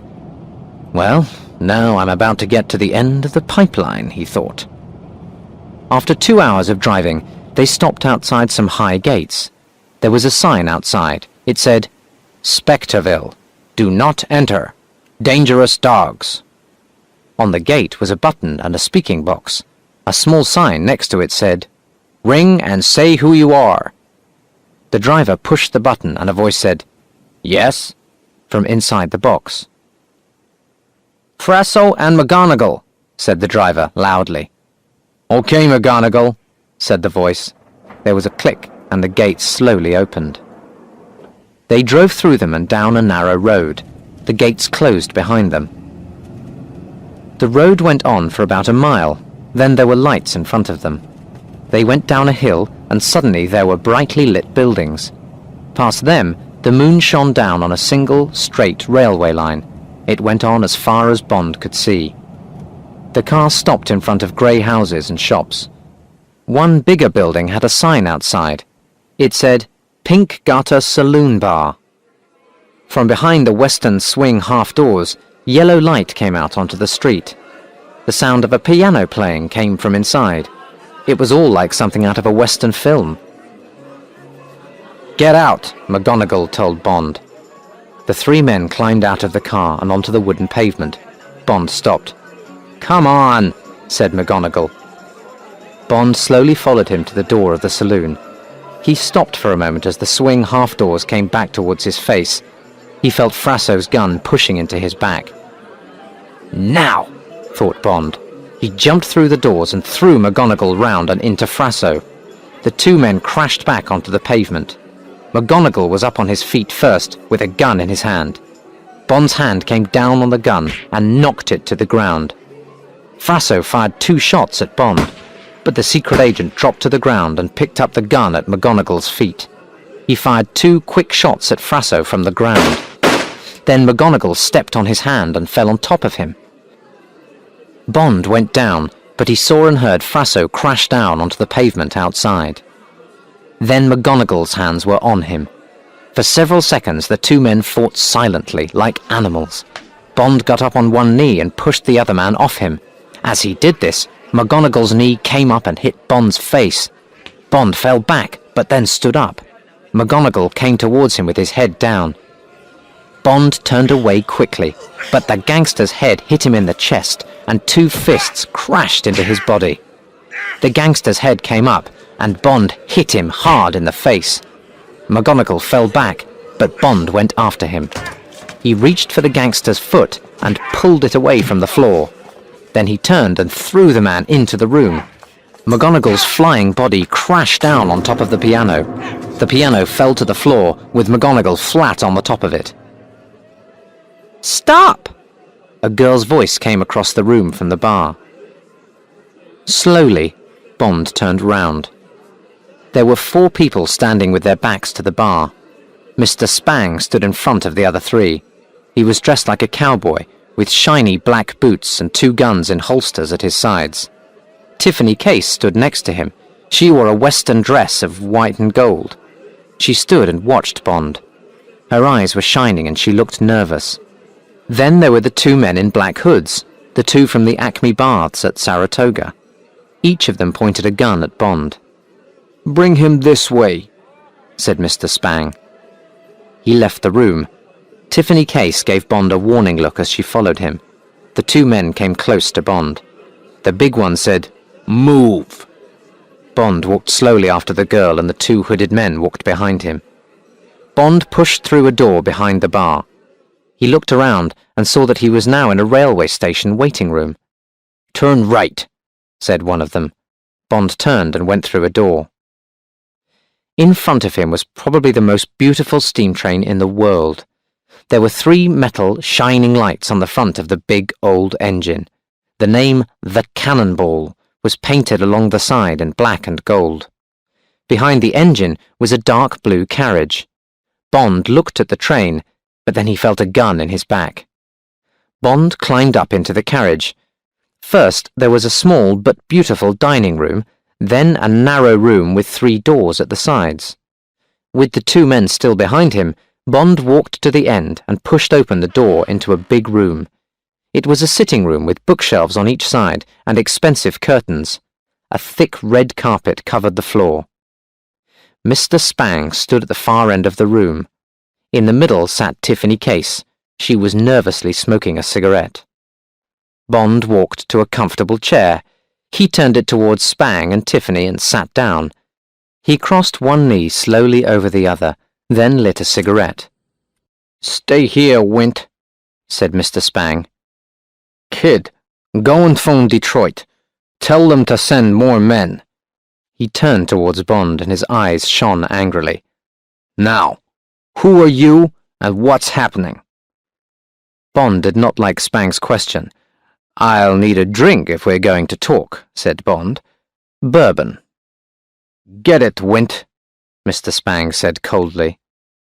The big man walked out of the room. Minutes later, he came back and pushed a glass into Bond's hand. "Thanks, Wint," said Bond. He drank some of the bourbon, then put the glass down on the floor next to him. He looked up at Mr. Spang. "I did my job and got paid," said Bond. "It was my money, and I decided to gamble with it. Then a lot of your men came after me. If you wanted to talk to me, why didn't you just telephone me? When they started shooting, it was time for me to shoot back. So I did."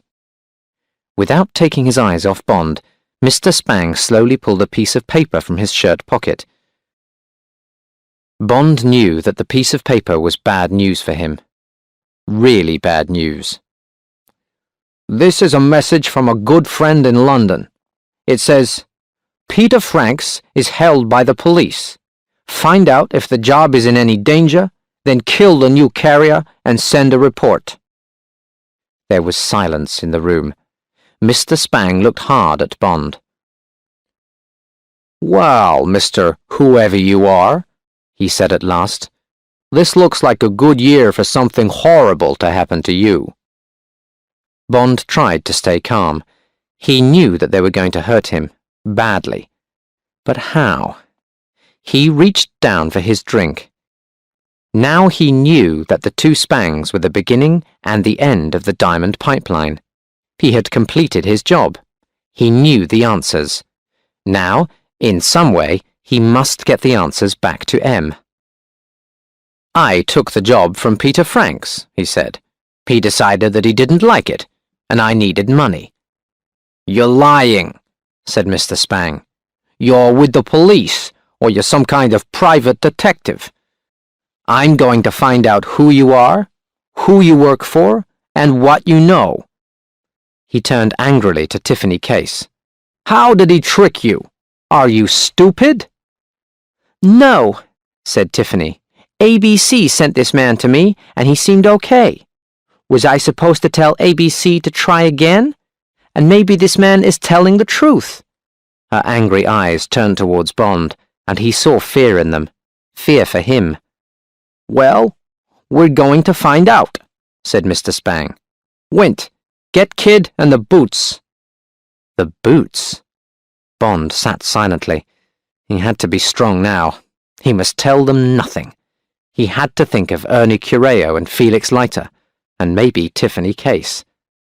He heard the 2 men come up behind him. "Take him out onto the station," said Mr. Spang. "Okay, boss," said Wint. The 2 hooded men sat down. They put football boots down on the thick carpet next to them. Then they started to take off their shoes.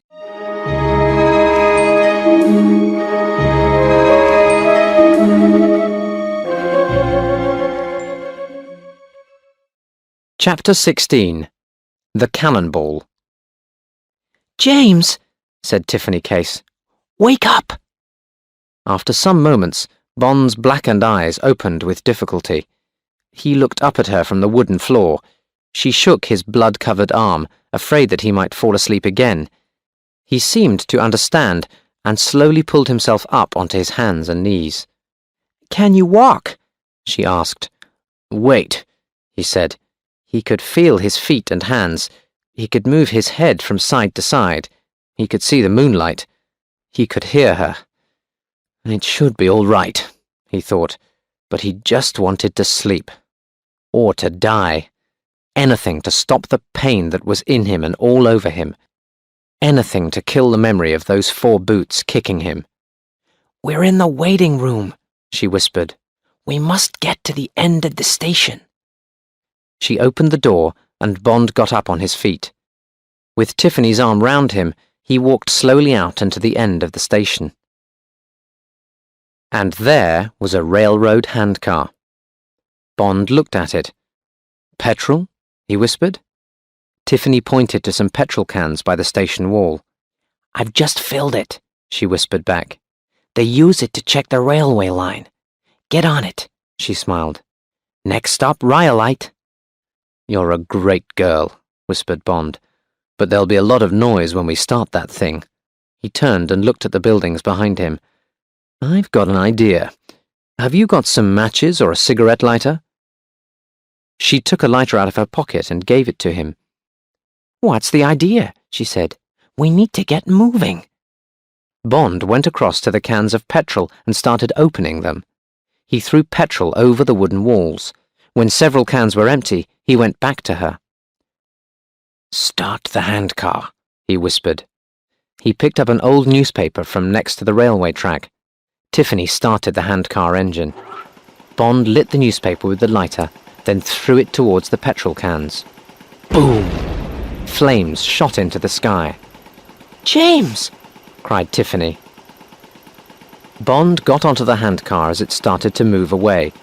Soon they were speeding along the track, and Bond felt the cool night air. "Are you okay?" asked Tiffany. "You look terrible." "Nothing's broken," said Bond. "I had to sit and listen to them kicking you," she said. "Spang stayed and listened and watched me. After they put ropes round you and threw you into the waiting room, everyone went to bed. I waited an hour before I came down to you." "You're going to be in trouble if they catch us," said Bond. "Don't worry about me," she said. "First, we have to get this thing to Rhyolite. Then, we'll have to find a car and get to California. I've got money. We need to get you to a doctor and buy you a new shirt. I've got your gun. I got it after Spang went to bed." She opened her shirt and took it from her belt. Bond took it from her and pushed it into the top of his trousers. His shirt was covered in blood. The miles went by. Every few minutes, Bond turned and looked behind them. They had been travelling nearly an hour when they heard a new sound. "It's the cannonball," said Tiffany. They looked back along the railway line. Was that a small light far away? "How far is it to Rhyolite?" asked Bond. "About 30 miles. "How fast can this thing go?" "About 30 miles an hour." After 15 minutes, Bond could see the lights on the front of the big engine. "Are we okay for petrol?" he asked. "Yes," she said. "I put in a whole can."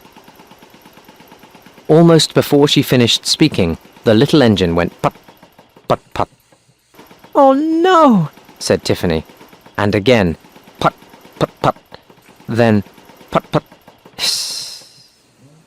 And suddenly they were moving down the track in silence, the engine dead. Minutes later, the handcar stopped. "No more petrol," said Bond. He looked round. There was flat, open land for 2 miles on the left, and mountains half a mile away on the right. "Come on, Tiffany," he said. "We've got to go." He looked round and saw her running down the track in front of the handcar. After a moment, she turned and ran back. "There's a sideline in front," she said. "If you can move the points on the track, we can push this thing down the sideline. Then the train will miss us." Bond smiled. "I've got a better idea. Come on, start pushing." Once it started moving, the handcar moved down the track easily. They came to the points by the sideline, and Bond went on pushing until they were past them. "What are you doing?" asked Tiffany. Bond ran back to the points. "We're going to send the cannonball down the sideline. Help me move the point switch." They both pulled hard on the switch. The pain in Bond's arms was terrible, but slowly the old metal moved for the first time in 50 years. Then it was done, and Tiffany helped Bond back to the handcar. Suddenly, the night air was full of the noise of the great metal train as it rushed towards them. "Get down and don't move!" shouted Bond. He pushed Tiffany down behind the handcar. Then he went across to the side of the railway line and took out his gun. A bullet hit the ground next to him. Crack, crack, crack. Now he could hear the gun above the sound of the engine. And then the big engine flew into the sideline with a scream of metal. Bond saw Spang in the cab of the engine. He was almost falling out, holding the side of the cab with one hand and driving the engine with the other. Bond lifted his gun and fired 4 shots. He saw Spang's white face suddenly turn up to the sky. Then the great black and gold engine was past him and rushing towards the Spectre Mountains. Its lights cut through the darkness and a warning bell began to ring, but nothing could stop it now. Bond put the gun into his trousers as Tiffany Case ran across to him. They watched the engine go behind a large rock, and suddenly there was a terrible crash and a great burst of fire. And then, silence. "And that's the end of one of the Spangs," thought Bond. "Let's get away from here," said Tiffany. It took them an hour and a half to walk the 2 miles to the main road. Tiffany half-carried Bond. When they reached the road, he fell down, full of pain. The girl sat and held him against her. She cleaned his face with a corner of her shirt. An hour later, a low black car stopped next to them. A head came out of the driver's window. A friendly Texan voice said, "Felix Leiter, miss. What can I do for you on this beautiful morning?" "And when I got into town, I called my friend Ernie Cureo," said Leiter. "His wife told me that he was in hospital, so I went and saw Ernie, and he told me the whole story. So I drove through the night to Spectreville and saw that the place was on fire. The gates were open, so I went inside. The only person there was a man on his hands and knees trying to get away. He had a broken leg, and his name was Frasso. I made Frasso tell me everything. Then I left him for the fire department to find when they arrived. Next, I drove towards Rhyolite. I found a pretty girl in the middle of the road, and here we are. Now tell me your story." "So I'm not dreaming," thought Bond. "I am in the back of the Studebaker, and this is Tiffany's arm under my head. And that is Felix, and we are going down the road to a doctor, some food, a bath, a drink, and sleep." He lay still and listened to their voices. At the end of Tiffany's story, Leiter said, "We'll be in Los Angeles by lunchtime. Before that, we could stop at Olancha and get James to a doctor, but we must get you and James out of the country as soon as possible. Once the rest of the Spangled Mob finds you, they'll kill you. We need to get you on a plane to New York tonight and on your way to England tomorrow." "But who is this man Bond?" said Tiffany. "Is he a private detective?" "Ask him yourself," Bond heard Leiter say carefully. "Don't worry, he'll look after you." After that, Bond fell asleep. He woke up outside the house of Dr. Otis Fairplay in Olancha. The doctor cleaned Bond's cuts. Then he, Leiter, and Tiffany got some breakfast before they drove away again.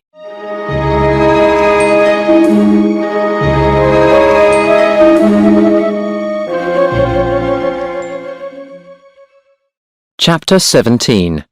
On the Queen Elizabeth. The bar of the Beverly Hills Hotel in Los Angeles was dark and cool. There were new suitcases next to Bond and Tiffany.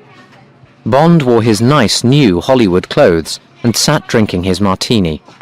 There was a telephone on the table next to the drinks. Felix Leiter finished talking to New York for the 4th time that evening. He put down the phone. "My friends at the office have got you tickets for the Queen Elizabeth and a passport for you, Tiffany. The ship leaves from New York for England tomorrow night at 8 o'clock. They'll meet you at LaGuardia Airport in the morning. They went to get the rest of your things from the Astor, James." Thanks, Felix, said Bond. There's a report in the newspaper about the Spectreville fire, Leiter went on. Nothing about Spang. My friends tell me that the police aren't looking for you, but the gangsters are. They'll pay $10,000 to the person who kills you. Get on the ship and stay in your cabins for 2 or 3 days. Now, I've got to get back to Las Vegas tonight. Leiter drove them to the airport. You've got a good friend there, Tiffany told Bond when they were watching him drive away. On the plane, Bond sat in his seat and thought about the beautiful Tiffany sitting next to him. He knew that he was very near to being in love with her. But what about her? Would she ever be able to trust and perhaps love a man again? He thought too about the diamond smuggling pipeline. One part of it was finished, but Serafimo was only the end of the pipeline. Jack Spang and the mystery man ABC were the real bosses. Did Jack Spang and ABC know about his and Tiffany's escape? So now they had to find Jack Spang, and then ABC. The Secret Service could only find the man at the beginning of the pipeline in Africa through ABC. He planned to send a report to M when they were on the Queen Elizabeth. Valance's men could then do the rest. There would not be much for Bond to do in London, only write reports.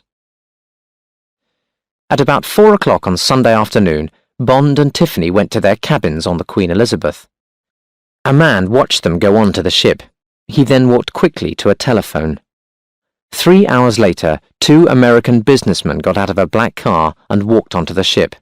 One was a young man with white hair. The name on his small case was B. Kitteridge.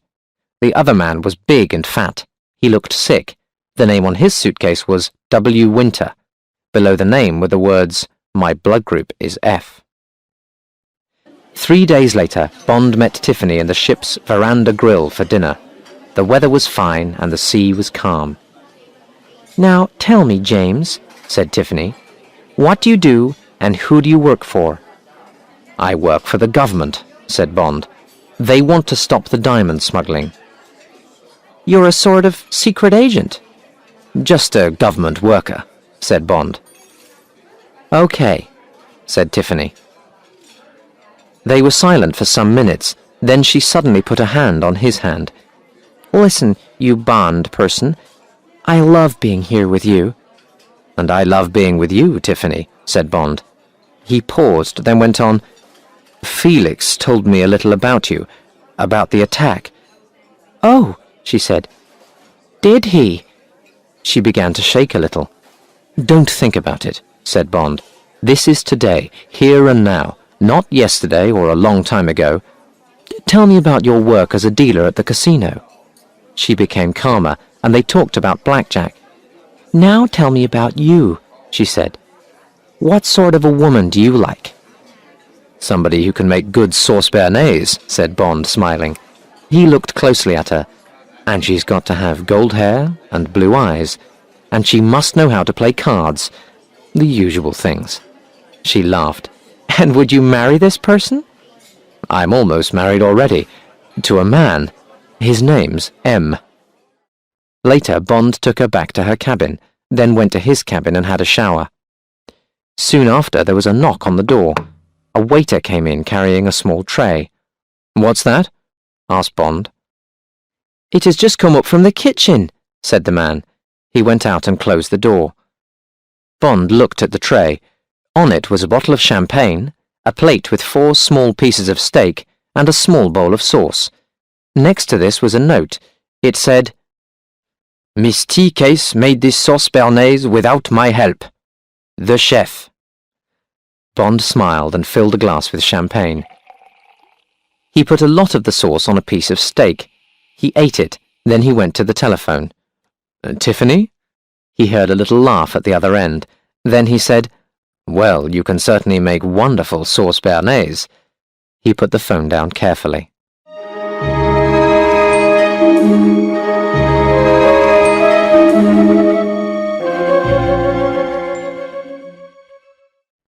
Chapter 18.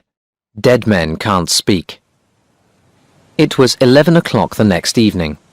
There were only a few people left in the veranda grill. It was quiet, with only the soft sound of the sea outside. Bond and Tiffany had finished their dinner. They were holding hands and looking silently into each other's eyes.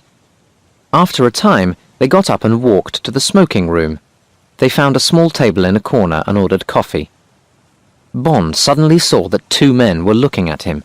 They were sitting at a table across the room, and they looked away quickly. One man had white hair, and the other was big and fat.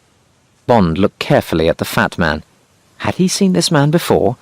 He turned back to Tiffany. "Those two men across the room seem interested in us," he said. She looked past his shoulder. "They're not looking at us now. The fat man's sucking his thumb. The white-haired man just looks stupid." "Sucking his thumb," said Bond. He was trying to remember something. "Forget it, James," said Tiffany.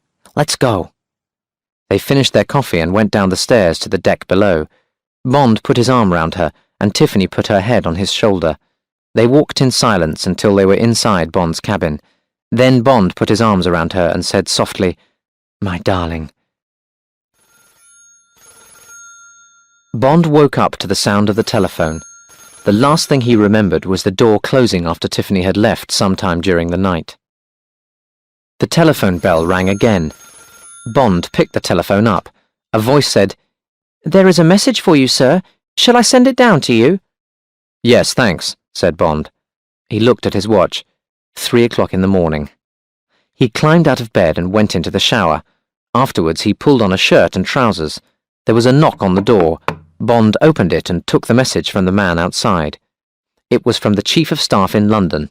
It said, "Secret check of Say's office found message to ABC from QE, signed by Winter.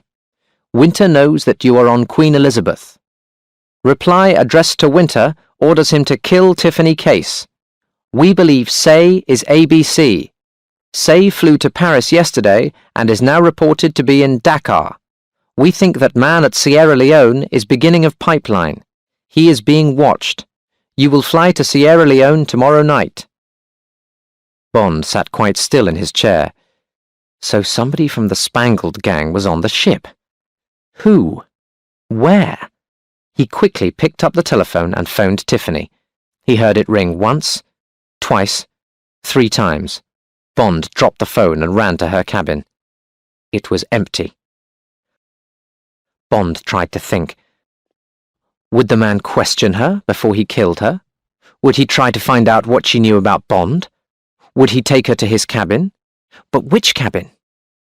Bond ran to his cabin and found the passenger list. Winter! Cabin A49. Suddenly he remembered everything. Winter!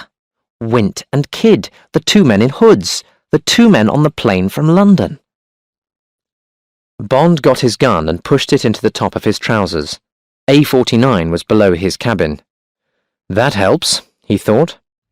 He opened one of the 2 round windows in his cabin and looked down. How far down was A49? More than 2 meters. The sea was calm and there was no wind.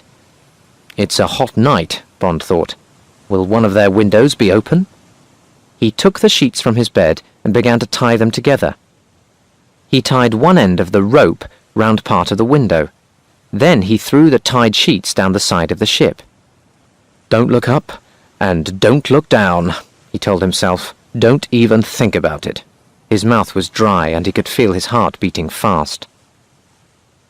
Some minutes later, he felt the metal window of A49 beneath his feet. It was open. His foot told him that the curtains inside the window were closed. He climbed on down. There were voices inside the room. Suddenly, a girl's voice cried, "No!" There was a moment's silence, then the sound of a slap. It was as loud as a gun firing a shot. Bond pushed himself through the curtains and into the cabin. He crashed to the floor, rolled over, and came up with his gun in his hand. It pointed at a place between 2 men. "Who sent for you?" said the fat man calmly. He was sitting in a chair opposite Tiffany. She was sitting on another chair. She was naked except for a pair of pants. She looked at Bond, and her eyes were wild and frightened. The white-haired man was sitting on the bed. He smiled at Bond. "Tiffany," said Bond, "go into the bathroom and close the door, then get into the bath and lie down." She moved quickly to the bathroom and shut the door behind her. Now she's safe from bullets, Bond thought, and she won't see what I have to do. 48, 65, 86. The fat man said the words fast. Were the words an American football signal? The fat man suddenly threw himself onto the floor. The white-haired man started to roll off the bed and away from Bond. Bond fired his gun. A hole opened up just below the man's white hair. His body fell. The fat man on the floor had his gun half out of his trousers. "Drop it and get up," ordered Bond. The fat man dropped the gun and stood up. He looked into Bond's eyes. He was afraid. "Sit down," said Bond. The fat man turned and walked back towards his chair. He sat down. Suddenly, his right hand reached down the side of his leg and came up with a throwing knife. Crack! The bullet from Bond's gun and the knife went past each other in the air. The eyes of the two men showed sudden pain, but the fat man's eyes closed a moment later. He fell backwards with his hand on the hole in his chest. Bond's eyes looked down at the blood on the front of his shirt. The handle of the knife was hanging down from his shirt. He turned and looked out of the open window. Very slowly, his body started to relax. After a moment or two, he pulled the knife from his shirt and threw it out of the window into the darkness. He walked across to the bathroom. "Tiffany, it's me," he said, and opened the door. She was lying face down in the bath with her hands over her ears. He helped her out of the bath and stood with his arms round her. "You're hurt," she said. She took off his shirt and washed the cut on his chest with soap and water. Bond collected her clothes from the cabin and brought them back to the bathroom. "Get dressed," he said. "Then clean everything that you've touched. We don't want to leave any fingerprints." He went back into the cabin. For the next half hour he did everything very carefully.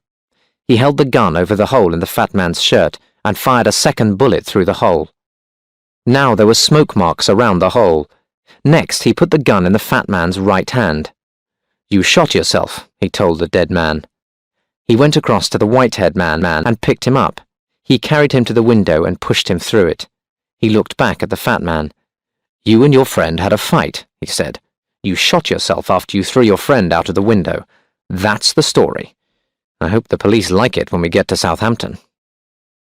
He cleaned his fingerprints off everything that he had touched, pulled the sheets off one of the beds, then went to get Tiffany.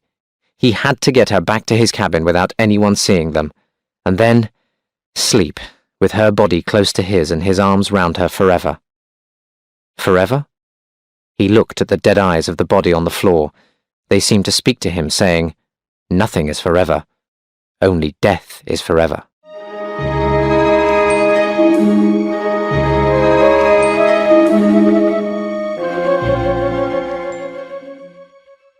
Chapter 19. The End of the Pipeline.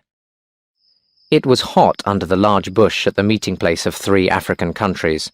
The smuggler listened. The helicopter was coming. The smuggler walked out into the moonlight to get the packet of diamonds from his motorcycle. A mile away, an army truck was behind a low bush. 3 men stood next to it, 2 soldiers and Bond. Near them was a large gun pointing at the sky. They could hear the noise of the helicopter. "Get ready," said Bond. "Is the loudspeaker switched on?" "Yes, sir," said one of the soldiers. Bond looked up into the sky. He thought about Tiffany, safe at his home in London. He wanted this job to be finished so that he could go back and see her again. The smuggler from the mines was also looking up. The helicopter came down and flew above his head. An arm came out and a torch flashed the code for A. The man on the ground flashed back B and C. Then the helicopter landed. The pilot started to climb out. He was wearing a flying helmet. "That's unusual," thought the smuggler, "and he looks taller than the usual pilot." "Have you got the stuff?" asked the pilot. It was an American voice. "Yes," said the man from the mines. "Where's the usual pilot?" "He won't be coming again. I am ABC. I am closing the pipeline." "Oh," said the smuggler nervously. He gave the pilot the packet. Suddenly, the pilot took a gun from his coat and shot the smuggler 3 times. The smuggler's eyes opened wide with shock. Then he fell to the ground and lay still. "Don't move or we shoot!" The voice from the loudspeaker came across the open ground. The pilot ran towards the helicopter and climbed in. The door crashed shut behind him. Moments later, the helicopter began to move up into the sky. Bond shouted, "Now!" He was sitting on the seat behind the gun. The two soldiers turned the gun towards the sky and Bond shot at the helicopter.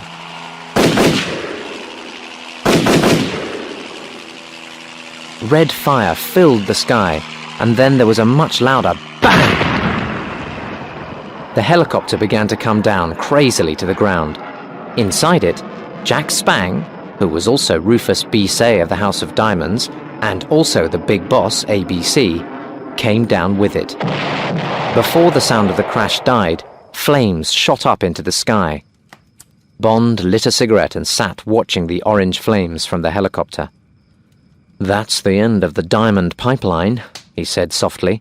"The end of the Spangled Mob. But not the end of the diamonds that are in the center of the fire. Diamonds don't die. Diamonds are forever."